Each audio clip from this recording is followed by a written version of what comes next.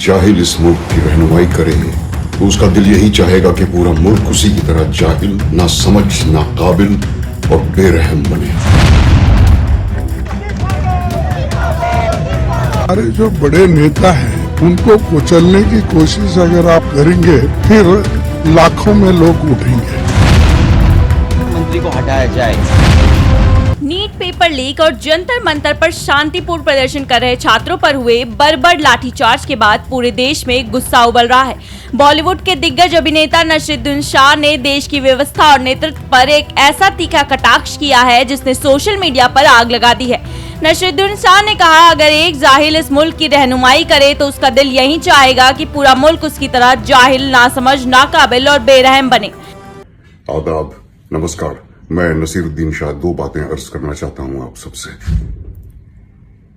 पहली बात तो ये कि अगर एक जाहिल इस मुल्क की रहनुमाई करे तो उसका दिल यही चाहेगा कि पूरा मुल्क उसी की तरह जाहिल, ना समझ, ना काबिल और बेरहम बने।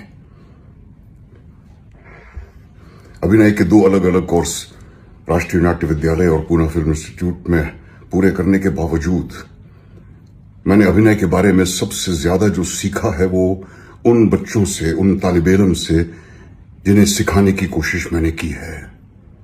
मेरी पूरी हमदर्दी उनके साथ है।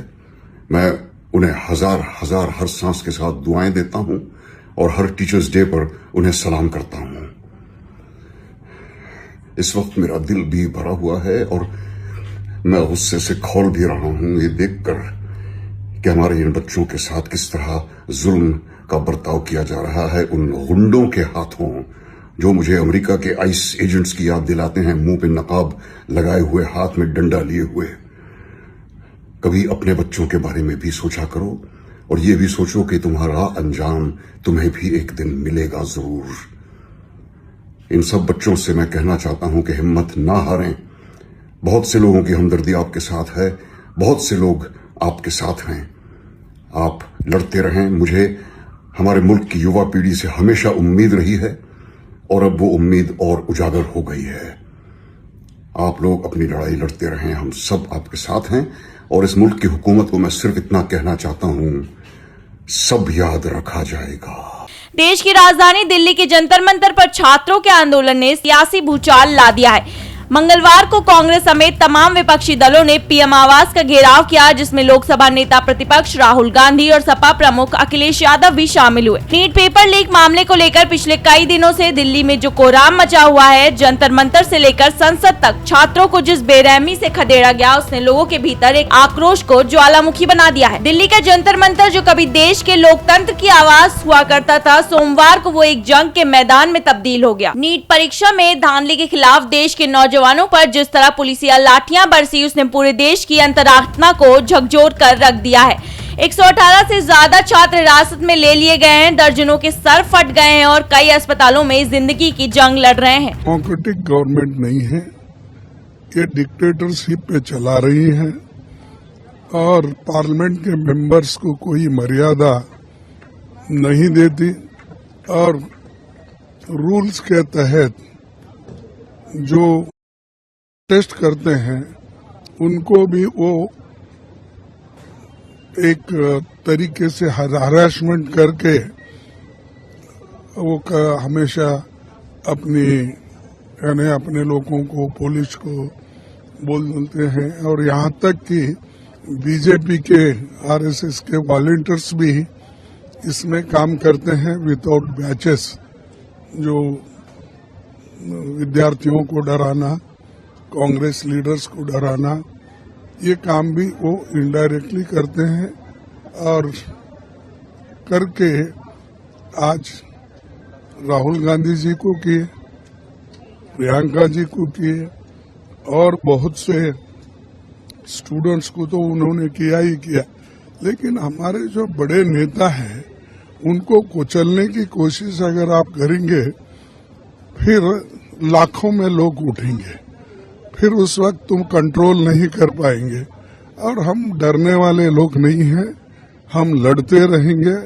कल आप पछताएंगे कि हमने जो राहुल जी के लिए किया या प्रियंका जी के लिए किया, ये ठीक नहीं है, उसी का परिणाम हम भुगतना पड़ रहा है, ऐसा उनको महसूस करना पड़ेगा और वो हम दिखा देंगे कि कांग्रेस पार्टी और इंडिया गठबंधन ये लड़ते रहेगी। या अपने मंत्रियों को इसलिए नहीं हटा पा रही है, या क्या वजह है? हमें आपको सोचना चाहिए क्या वजह है। पूरा देश, पूरे नौजवान, उनके परिवार के लोग, युवा सरकार के खिलाफ है कि मंत्री को हटाया जाए, लेकिन क्या दबाव है सरकार के ऊपर कि वो मंत्री को नहीं हटा पा रहे?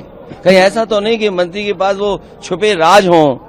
अगर दबाव बने, कहीं ऐसा दबाव बने और अपनी जान बचाने के लिए कहीं वो राज न खुल जाएं, कहीं कारण ये तो नहीं है?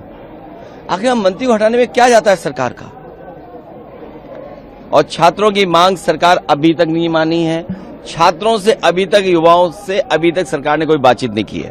काले कपड़े का मतलब है विरोध करना, और जो काले कपड़े पहन के आए, काला विरोध का है, दुख का भी रंग है। सरकार सुनने वाली नहीं है, डर लग रहा है सरकार को, और डर तक डर न पहुंच गया हो कहीं, ऐसा तो नहीं है। दरअसल यह गुस्सा सिर्फ एक दिन के लाठीचार्ज का नहीं है, यह गुस्सा है देश के शिक्षा तंत्र के लगातार खोखले होने का। जब देश के 24 लाख छात्रों का नीट का पेपर लीक हो जाता है, जब नेट की परीक्षाएं रद्द होती हैं और जब छात्र सड़कों पर उतरते हैं तो उन्हें सुनने के बजाय उन पर लाठियां चलाई जाती हैं। यही वो बेरहमी है जिसका जिक्र नसीरुद्दीन शाह ने किया है। नसीरुद्दीन शाह का मानना है कि जानबूझकर देश के युवाओं को अशिक्षित, नासमझ और बेरोजगार रखा जा रहा है ताकि वो कभी हक के सवाल ना पूछ सके। अगर जनता जागरूक होगी, शिक्षित होगी तो वो पेपर लीक पर जवाब मांगेगी, लेकिन जब हुक्मरान की ही शिक्षा के महत्व को ना समझे तो मंडियों और परीक्षा केंद्रों में सिर्फ माफियाओं का राज होता है। नसीरुद्दीन शाह का यह बयान सामने आते ही सोशल मीडिया दो धड़ों में बट गया है। एक तरफ जहां छात्र संगठन, विपक्ष के नेता और देश के आम नागरिक नसीर के इस साहस की तारीफ कर रहे हैं, वहीं दूसरी तरफ सत्ता पक्ष के समर्थक उन्हें टुकड़े टुकड़े गैंग और एंटी नेशनल बताकर ट्रोल करने में जुट गए हैं।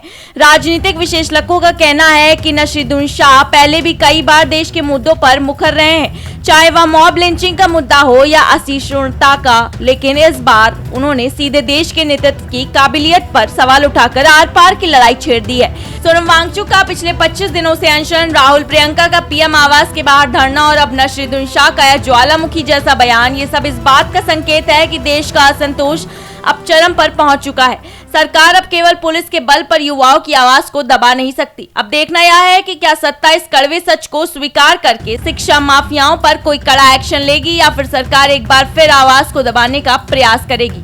क्या नसीरुद्दीन शाह का देश के नेतृत्व पर यह कटाक्ष सही है या वाकई देश के युवाओं के साथ बेरहमी की जा रही है? हमें कमेंट सेक्शन में अपनी राय लिखकर जरूर बताएं।